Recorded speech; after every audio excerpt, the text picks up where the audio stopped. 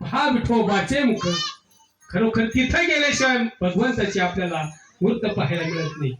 आणि असे ठिकाण चारी धाम, पहिला धाम जवळचा द्वारका धाम, दुसरा रामेश्वर धाम, तिसरा जगन्नाथपुरी आणि चौथा बद्रीनाथ धाम.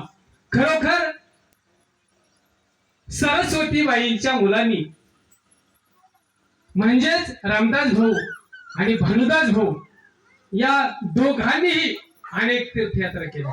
खरंय की भाऊ? कोणाबरोबर केलं हे महत्वाचं नाही, परंतु तीर्थयात्रा जव हे सकळ सिद्ध आहे, हात चालावं या पाय, तव तू तीर्थयात्रा जाय चुकू नको. असे असणारे आमचे दाजी भानुदास भाऊ परभणे.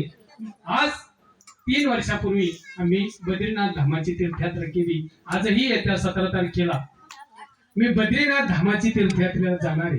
गाडी भरलेली आहे. तुम्ही जर म्हणजे यायचंय तर जागा शिल्लक नाही. या उक्तीप्रमाणे खरोखर बाईंचे मुलं म्हणजे रत्नाची खाण. म्हणजे ज्याला कळत आहे, काय कळत आहे, परपंच करून परमार्थ करावा हे त्यांना कळत आहे, म्हणून त्यांनी तीर्थयात्रा केल्या.